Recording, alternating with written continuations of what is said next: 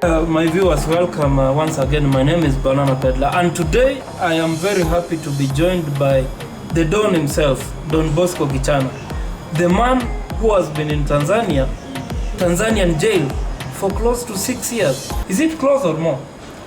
Close to 6 years. Close to 6 years. Don Bosco himself. Today is with us here. He will explain to us what happened and until he's here now. Welcome, Don.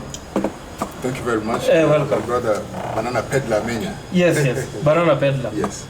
First of all, I'm really sorry, man. You stayed there for 6 years? Yes. 6 years, man. Yes. That is a long time in a foreign jail. Very tough. It's something I can never explain for you to understand. Briefly, what happened? How did they come to apprehend you? I'd gone to visit a friend. Yes. And who is also my lawyer in Tanzania. And the company which was involved that put him there for money laundering case is a company associated with Kenyans. So on my way, I passed through the Namanga border. I mean, there was no problem. Yes. I went there. The following day, I went and visited him. We had a good chat. I was with my lawyer also from Kenya. Yes.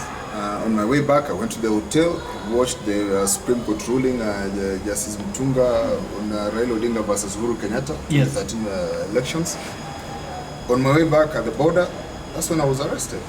They say that they had gotten information the same day in the morning that I'm needed for questioning. Yes. So I was apprehended. I was never given time to consult even a lawyer. I was never given time to even consult a friend, but I used my other means to reach out by people who also came to see me. From there, I was taken to Dar es Salaam. And you had divided that time. Yeah. I remember you had even launched an appeal on the ruling of Kitutu Churches. I'd just come straight from vying for Kitutu Churches South elections. Yes. And I was in the process of going to petition at the High Court. So I went to see that friend.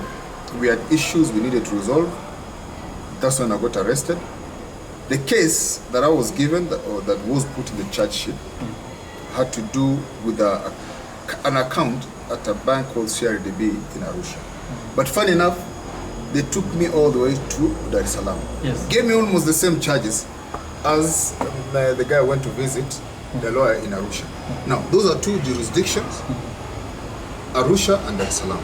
Yes. But the content of the charge was the same.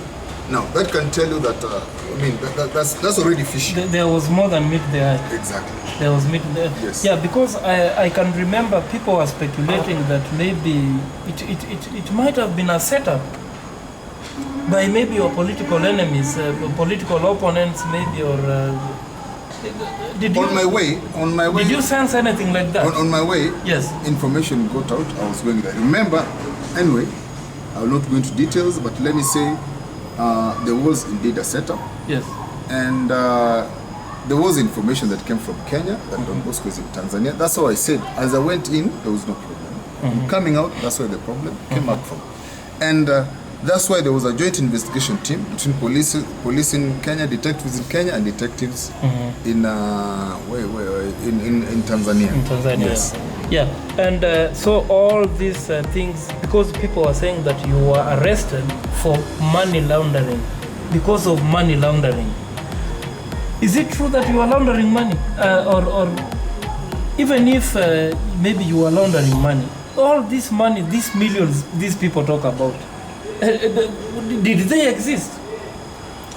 In your charge sheet, was there anything like maybe money laundering? No.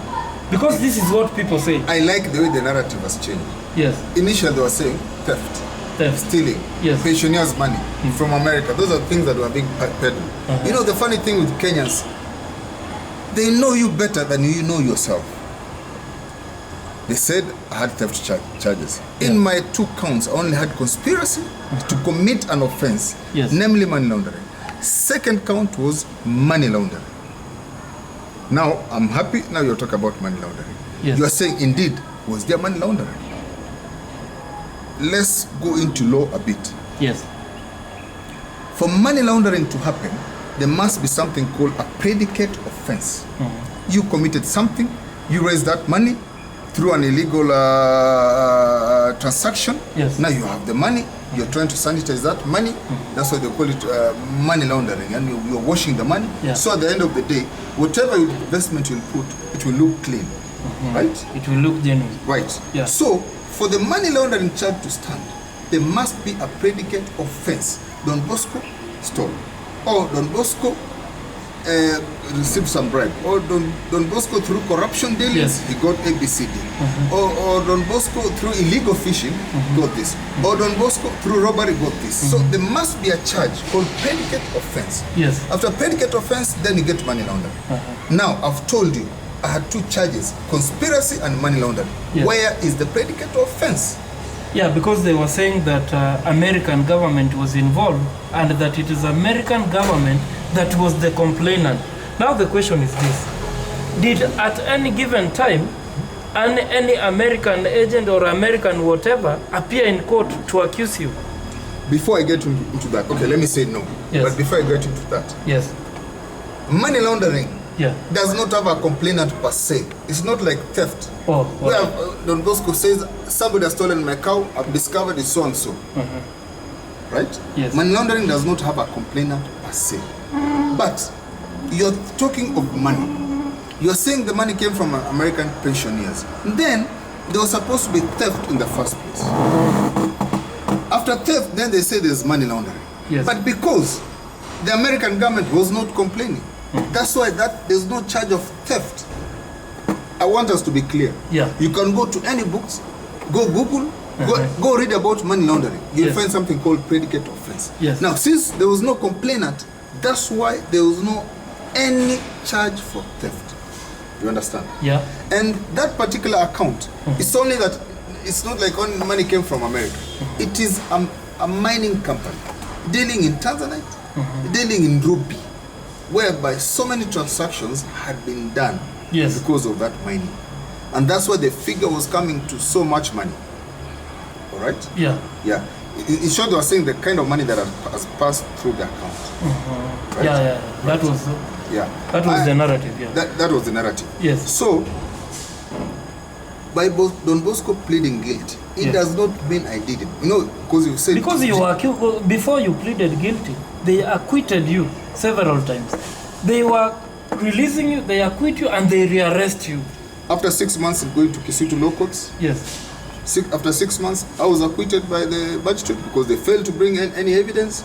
I was acquitted. I was rearrested immediately. Yes. I was taken to Within Arusha. the compound of the court. Exactly. I was taken to Arusha. It took almost 3 years for me to be arraigned in court. That is detention without trial. Yes. I was acquitted, rearrested. The last time I was released, acquitted was in last year in November. And then I realized now the same drama is going to play out. I was like, now this time I'm going to be smart. So I played it after the judge left the courtroom. The chambers there. The chambers, left the courtroom. There's a way I dodged. I went into the crowd. I dodged, went far away, jumped over the fence. By bad luck, some of my co-accused also followed me. So them they were seen. So as the police ran to arrest them, they saw me jumping over the fence. Had that not happened, I could have disappeared mysteriously. They arrested me. That's when I realized, you know what? This thing is draining me. It's a waste of time. And the government of Tanzania is not ready to lose this case. Why? Because one of my co-accused is a lawyer, is going to sue them for a lot of money. Don Bosco is going to sue us for a lot of money. Now the only way these people have to plead guilty. I was there for 6 years. They force you to plead guilty so that you don't file a case against Exactly. the Let me ask you. Yeah. After staying 6 years, they say there are 42 witnesses. Only 2 have come. The current case, no witness had come, right? Yes. Now, I plead guilty. Can I say it was equivocal or unequivocal? Or let me put it, was it a voluntary plea of guilty or a forced one? Yes. This one I will say it was a forced one, Yeah. right? And that's why Don Bosco is going to approach the law courts of Kenya, the High Court.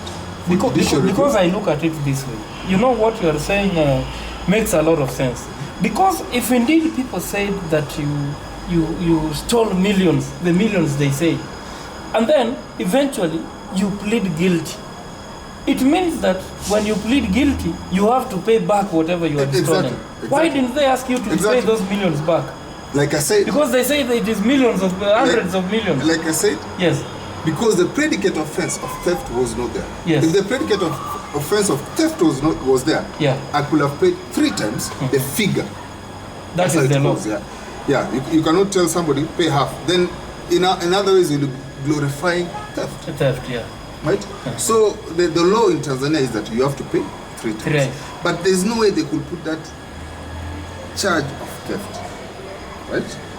So since it was not there, it was left money laundering. So money laundering law says between 500 million, 100 million T shillings to 500 million, which is 5 million Kenya shillings to 25 million Kenya shillings. Right? Yes. Because they know in the other offense, yes, you will pay three times, depending on what kind of predicate offense it is. That's why you saw I paid that kind of money despite facing millions and millions of US dollars. Yes. That's why I paid that small kind of money. But anyway, it was for them to wash their hands and say, go.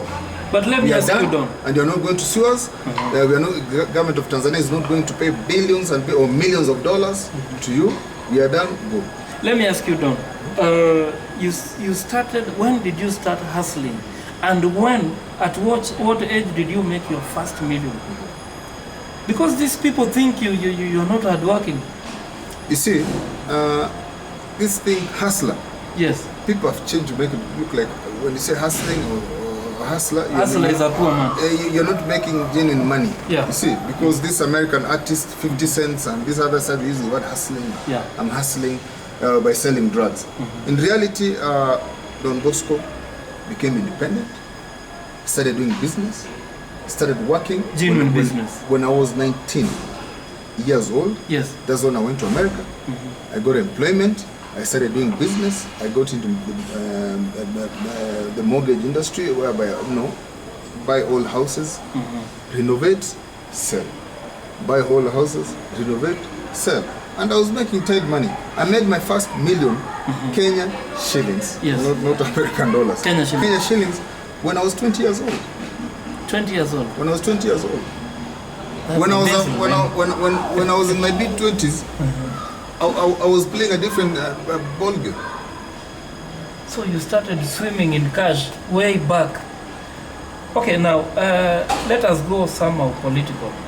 Baba, you know the fans of Baba were telling me to ask you, what did Baba do, at least to try and secure your release?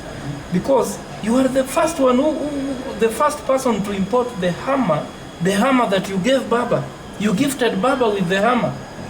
So people were asking, Don is in Tanzania suffering. What is Baba doing? Did Baba try to put any effort at least to try and secure your release? Get this one right.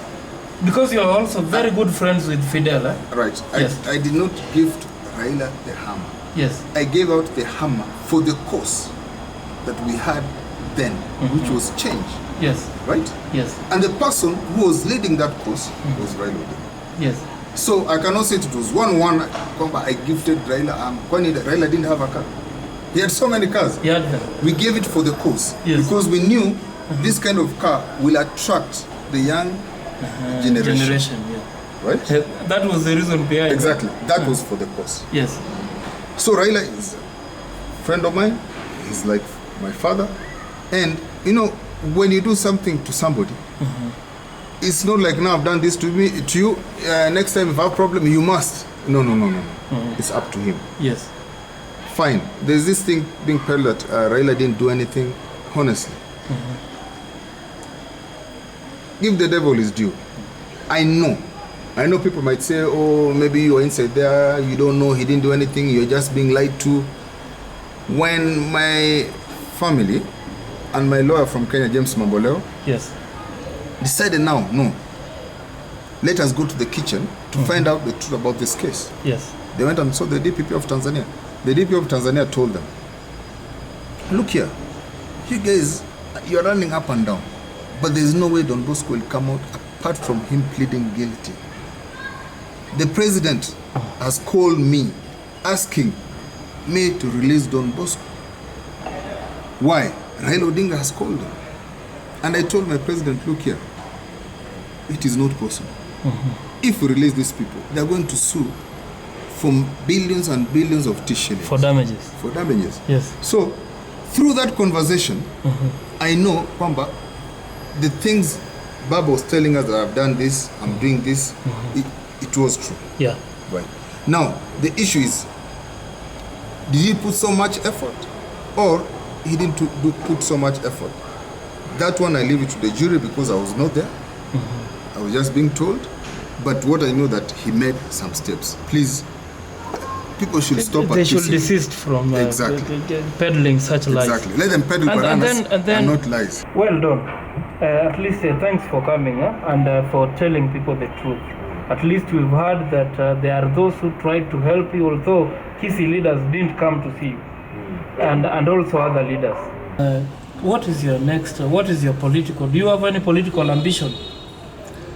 Let me put it that earlier on, yes. 2013, I vied for political position. Right? Yeah. So I had political ambitions, and whether they died or they are there, time will tell. You see, in politics, you don't just wake up and say, I want to vote for ABCD, then more or less you're a joker.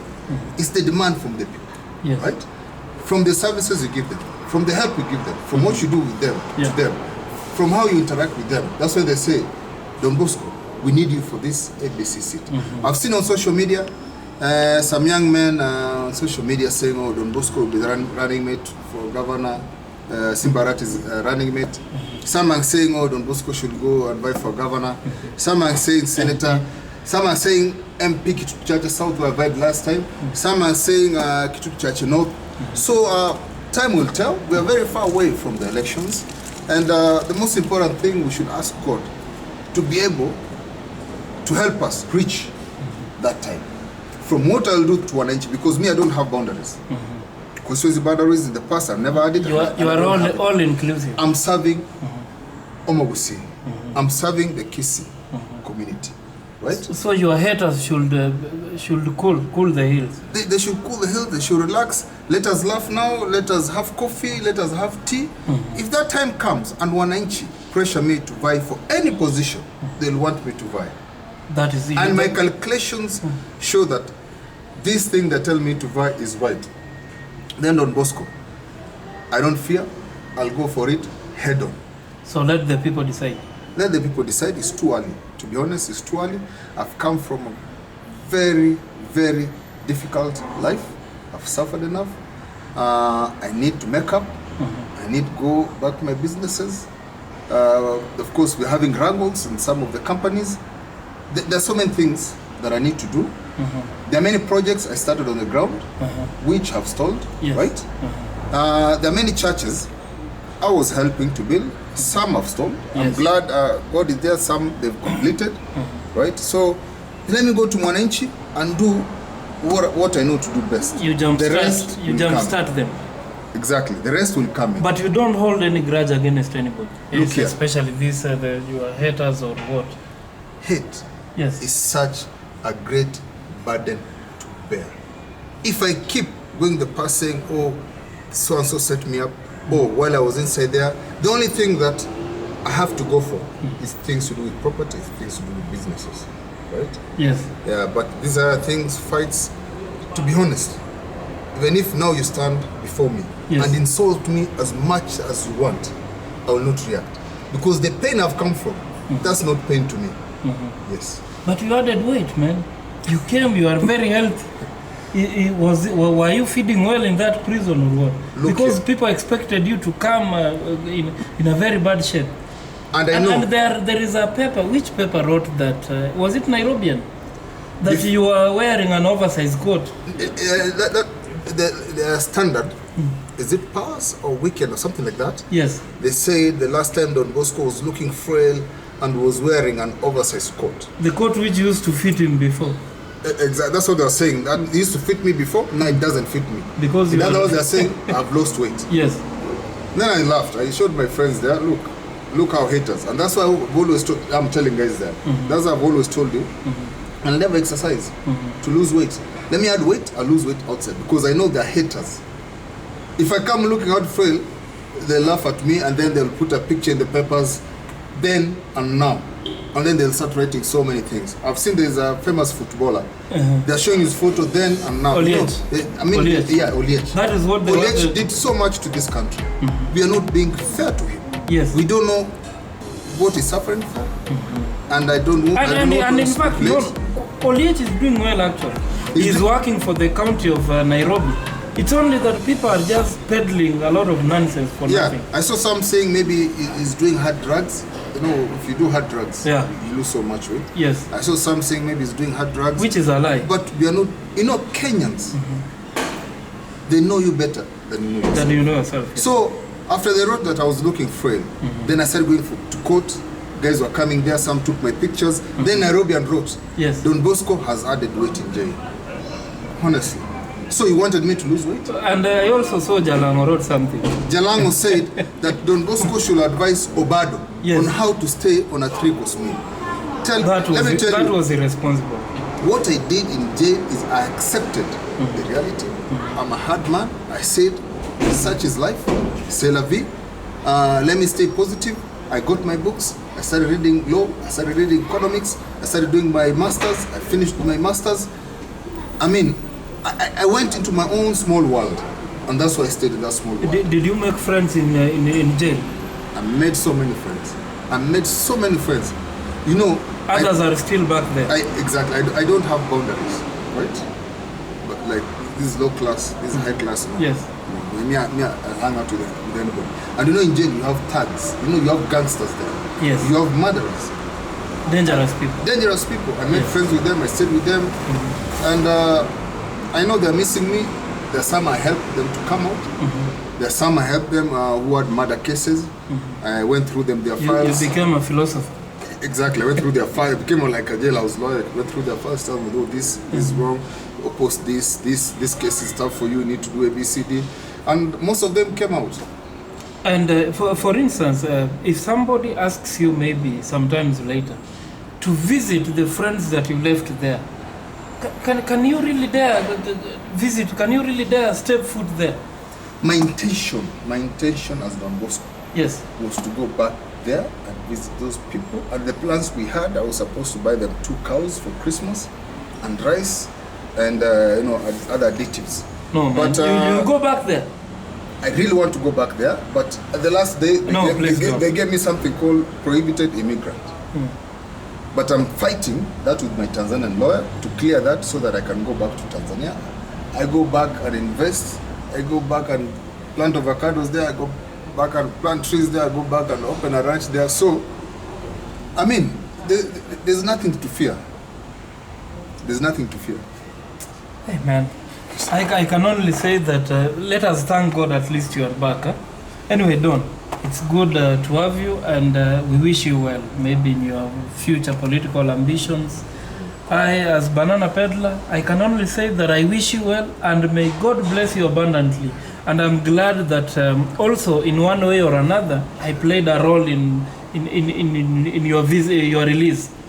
Banana Peddler, yes. Thank you very much. Yes. I remember, I didn't know you then. Yes. I was like, who's this Banana Peddler? Then he's really fighting for my release. Yes. I'm grateful. I'm grateful to the people in Kisii who came out in large numbers to demonstrate, to pray. The religious leaders who really prayed for me. The people in diaspora in America. Yes. There are so many agitating for my release from America. I mean, I thank everybody. May God bless you all. I have nothing to pay you, but I know it's only God who is able to pay you. Very well, my brother. You have such a clean heart. Thank you very much, my brother. Thank you. Yes. Well, you've heard it from